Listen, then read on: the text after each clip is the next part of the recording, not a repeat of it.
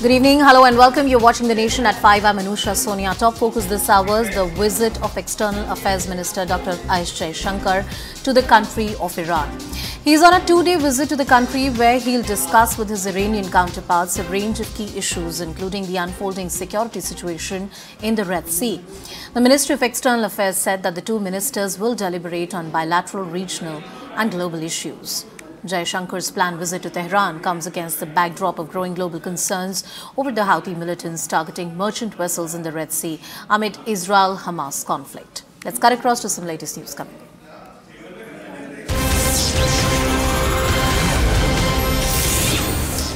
And even as External Affairs Minister Dr. S. Jaishankar is in Iran meeting his counterparts, intel sources tell CNN News 18 that India is directly not on the radar of the Houthi rebels. Intel sources have highlighted that the West and Israel support is troubling these rebel groups. It is further told to us from top sources that apart from Iran providing them training, China-made weapons and ammunition have also been found during different recoveries. That's the word coming in. We'll try and connect with my colleague Abhishek Jha and get more details on this entire story. We have had sharp reactions coming in on this particular controversy. Israel is one of the few countries which has spoken on this particular matter. It is also being indicated that some kind of tacit support is being provided to these rebel groups. Intel sources tell us that apart from Iran providing them training, Chinese-made weapons and ammunition have also been found during different recoveries. These rebel groups have targeted various contingents of various kind of business expeditions as far as the Red Sea is concerned, which is an important trade route for various countries, and it affects the regional business and also the trade ties around this entire region. We'll try and connect with my colleague Abhishek and get more details on this entire story, but the manner in which India has been in continuous dialogue with Iran is also an interesting bit. India traditionally has enjoyed good diplomatic ties with Iran on different issues, including energy cooperation. Abhishek Jha with us on the broadcast. Abhishek, these rebel groups, what kind of support are they really getting? Well, we know that Indian ships have also come under attack from the Houthi rebel groups, and we have seen continuous escalation in the Red Sea area, where the entire supply chain, especially coming from Asia to European countries and Africa, they have been impacted. Now they have to take a circumventing route that adds a lot of cost and number of weeks before the goods will be reaching to their destination. So this is an economic problem also, which is being dealt with the US-UK-led coalition that they have named Prosperity Guardian. Though India is not part of it, but it is believed that about a dozen of Indian naval assets are operating in that area to keep the entire maritime trade route open, free, and independent, and away from all the incoming attacks from the Houthi militants. The Houthi militants, they have this reason that they are trying to stop every cargo ships or every ships carrying goods going to Israel, because they are against Israeli attacks on Hamas and Gaza. Now, as Jaishankar's visit to Tehran is happening in this context, where he is supposed to talk about how to keep that entire trade route free and open for all for the navigation purposes, because it is believed that Houthi militants are largely being supported by Iranian-led government, and all the ammunition, arms, and long-range missiles that Houthi militants have used in the past few days are supported and provided by the Iranian regime. So, if Iran happens to listen to the world opinion, probably that would help Houthis to bring down the temperature in that region, and that would help the economic problems of the world as well. Geopolitical expert Pathikrit Payne is also joining us on the broadcast. Good evening, Pathikrit. Thank you so much for joining us. Interesting developments coming in, and these are top sources that tell CNN News 18 that the Western Israel support is troubling the Houthis, and apart from Iran providing them training, Chinese-made weapons and ammunition have also been found during different recoveries. How do you see these developments? Well, invariably, there is no doubt that the Houthis, whatever they are doing, are not doing for the sake of themselves alone. I mean, Houthis, beyond the point, do not have the wherewithal to do all these things. So, whether it is the Hamas or the Houthis, there are telltale signs and major allegations about the presence, whether it's about training or weapons. Pathikrit, can you still hear me? Including some of the Indian ships being attacked.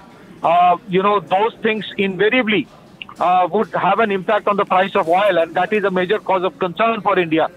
Secondly, as things turn, as things stand today, so far as Middle East is concerned, potential possibility of the conflict going out of proportion and becoming a regional conflict cannot be ruled out. Countries like UAE and Saudis do not share the best of relationship with Iran. So I think that the presence of India's External Affairs Minister, his visit to Iran is important not just from the perspective of India, but also from the perspective of Middle Eastern peace.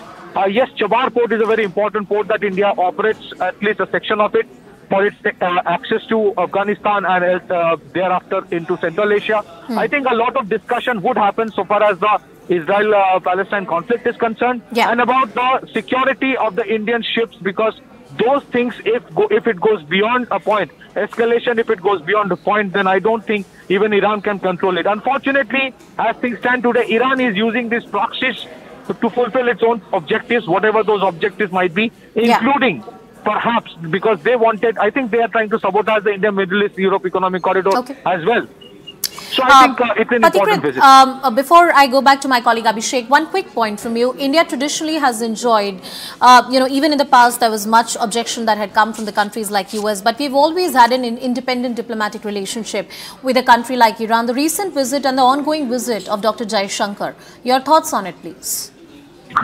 Yes, you are right that we always had an independent, foreign policy, and that's why, in spite of having extremely good relation with UAE and Saudi Arab, who do not see eye to eye with Iran, generally, we have maintained our good relation with Iran.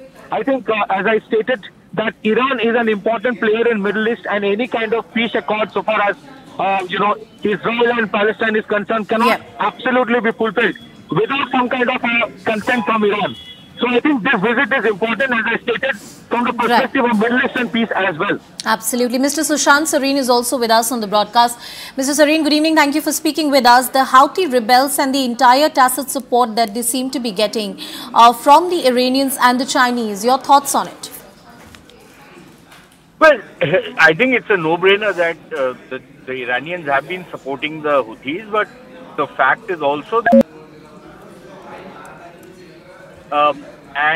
it's very convenient for the Iranians to simply wash their hands of some of the actions which the Houthis might be doing, while probably nudging and linking them to continue doing what they are doing.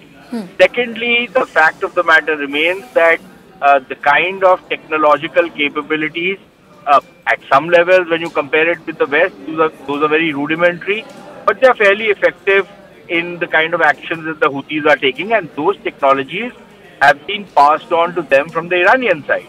So the Iranians can't simply wash their hands off, and some responsibility will fall on them. And I think if the EAM is, Dr. Jaishankar is going to Iran, maybe it is to ask the Iranians to be a little more responsible, because if the Iranians are going to be poking everybody in the eye by blocking one of the biggest channels of global trade, then they are basically making all countries of the world coalesce against them. And that's not even in Iran's interest, that's not in our interest, that's in nobody's interest really. Nobody wants this fight to expand beyond what it already is. So the Iranians need to pull their weight.